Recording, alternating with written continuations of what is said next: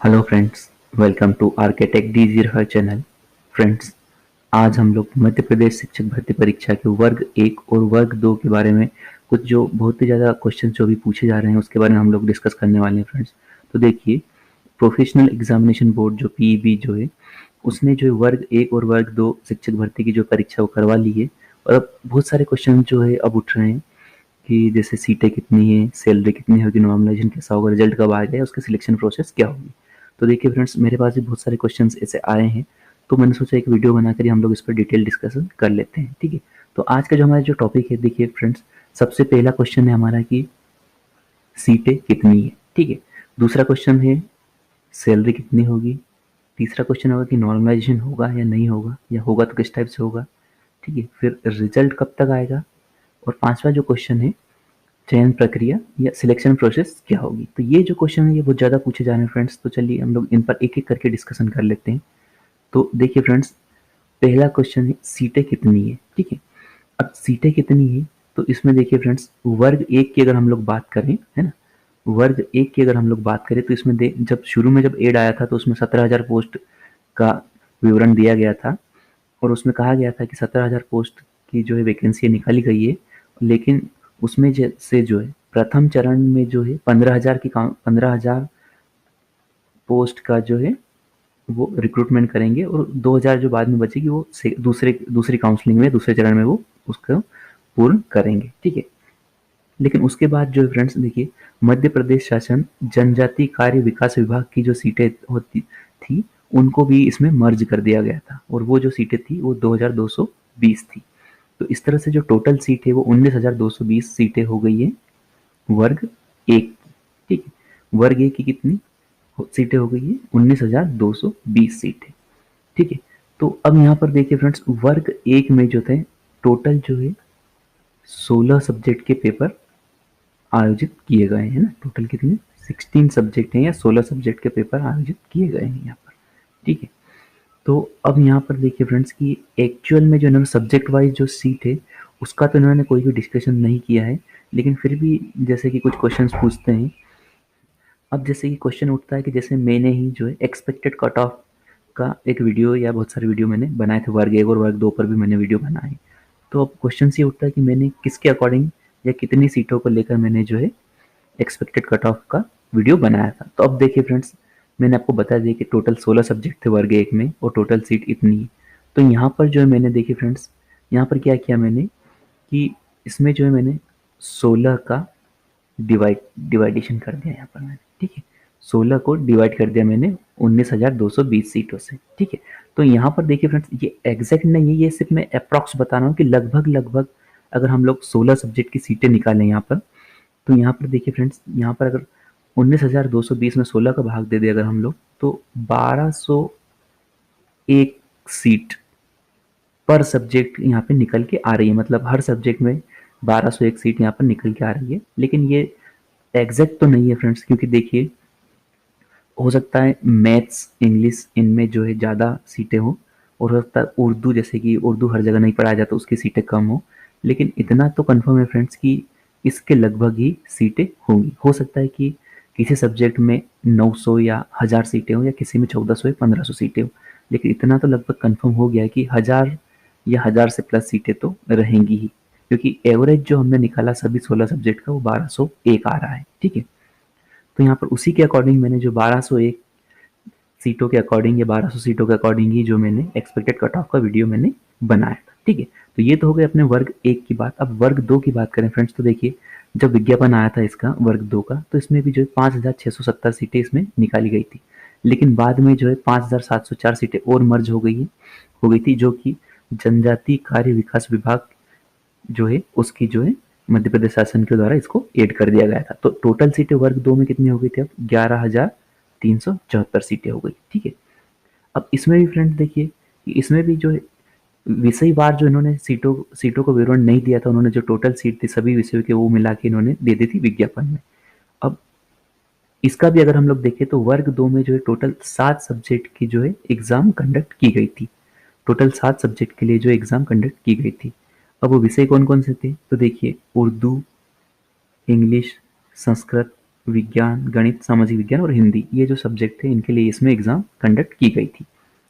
तो अब देखिए फ्रेंड्स, यहाँ पर भी हम लोग एग्जैक्ट तो हमको पता नहीं है कि कितनी कितनी सीट है, लेकिन अप्रॉक्स हम लोग अगर इसमें भी 7 का डिवाइडेशन कर दें हम लोग, क्योंकि 7 सब्जेक्ट थे, तो 7 का अगर हम लोग यहाँ पे डिवाइड करें तो इसका जो आंसर आता है वो 1625 के आसपास आता है।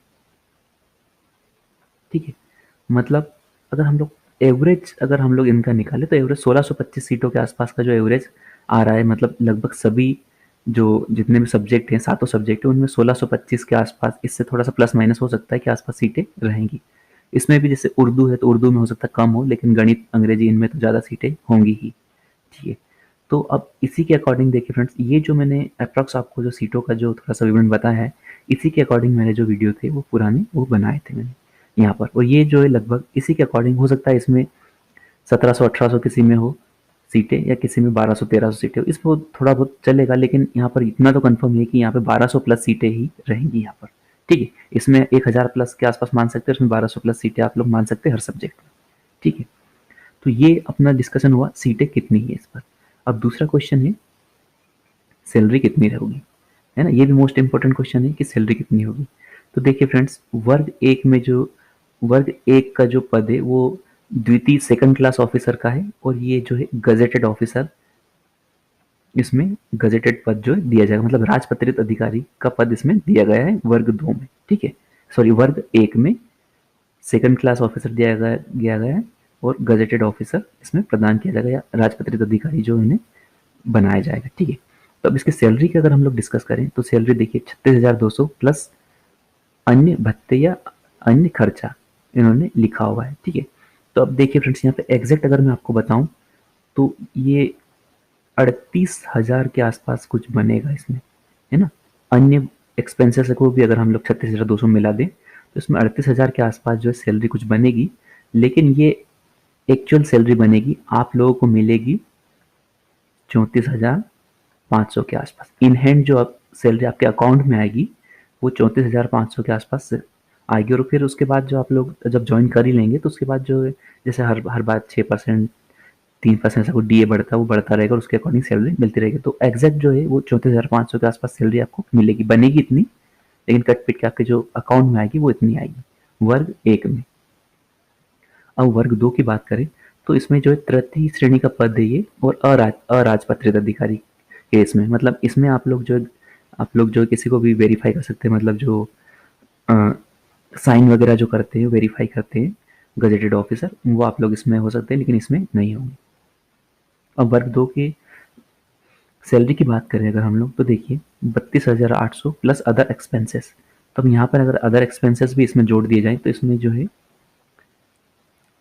34,000 के आसपास सैलरी बनेगी, है ना। 34,000 के आसपास सैलरी इसमें बनेगी, लेकिन मिलेगी कितनी, मिलेगी इसमें 31,100 प्लस मिलेगी, इससे थोड़ी ज़्यादा ही मिलेगी, है ना, 100 प्लस के आसपास।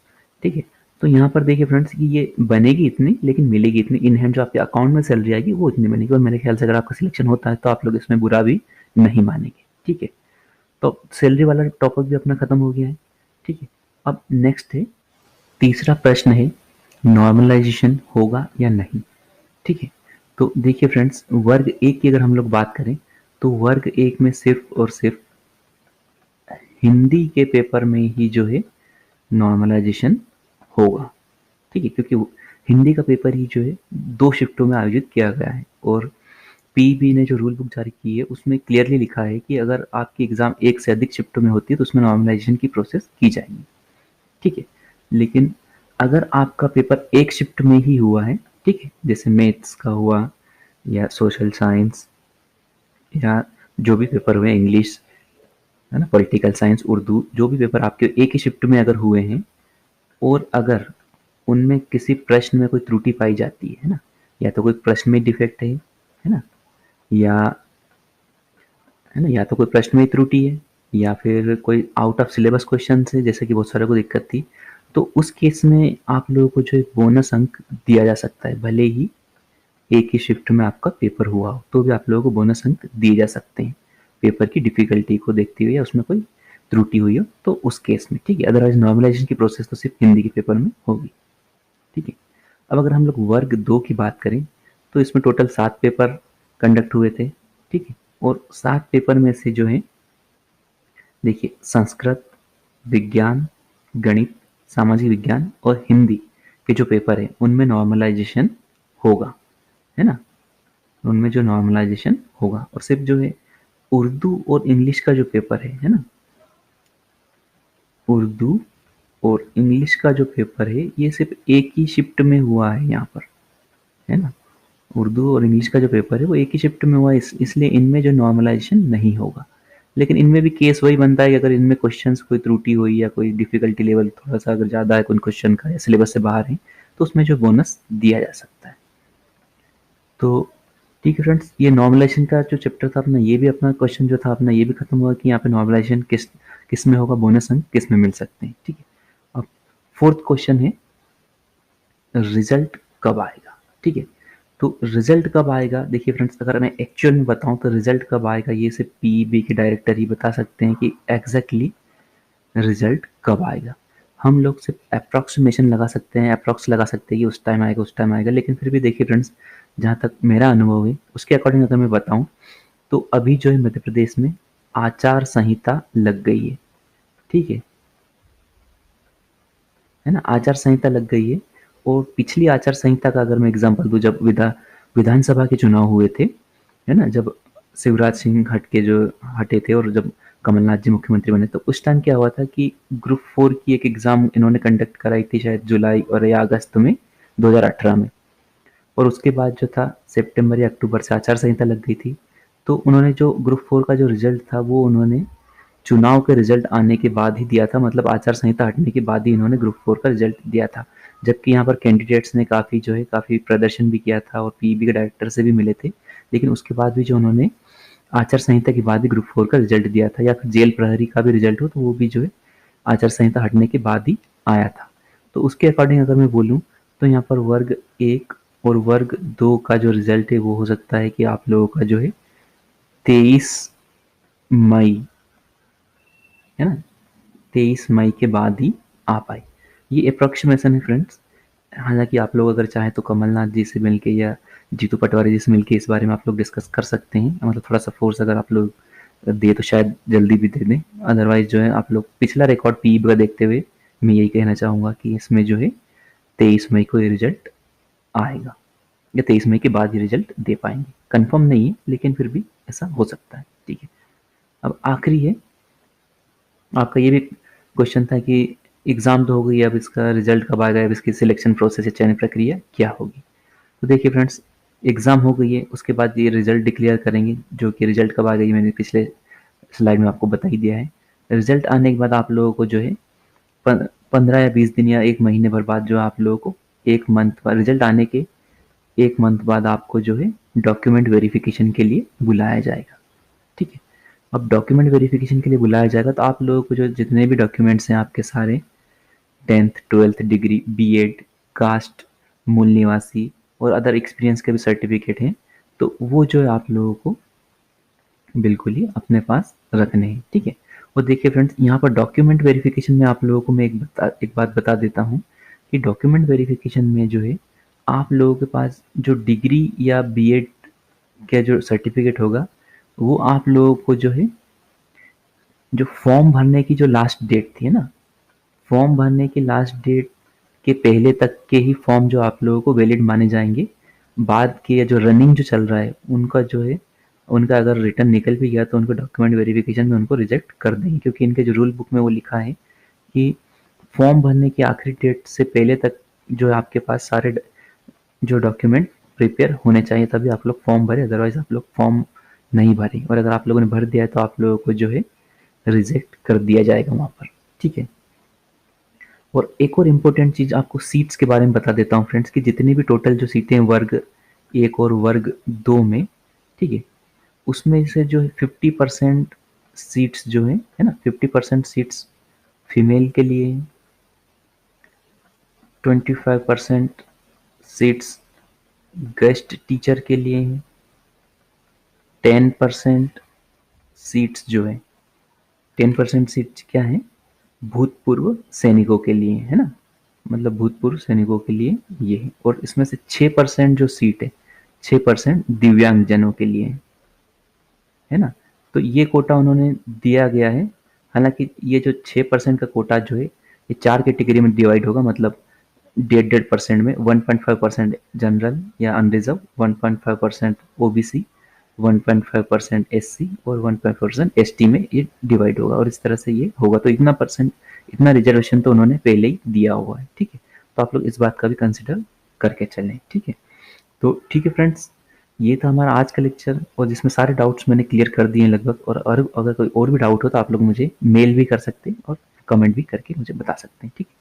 तो ठीक है फ्रेंड्स, ये था हमारा आज का लेक्चर। अगर आपको ये वीडियो पसंद आया हो, हालांकि थोड़ा सा लंबा जरूर है, लेकिन अगर आपको ये वीडियो पसंद आया हो तो आप इसे लाइक करें, चैनल को सब्सक्राइब करें, साथ ही इस वीडियो को ज़्यादा से ज़्यादा शेयर करें।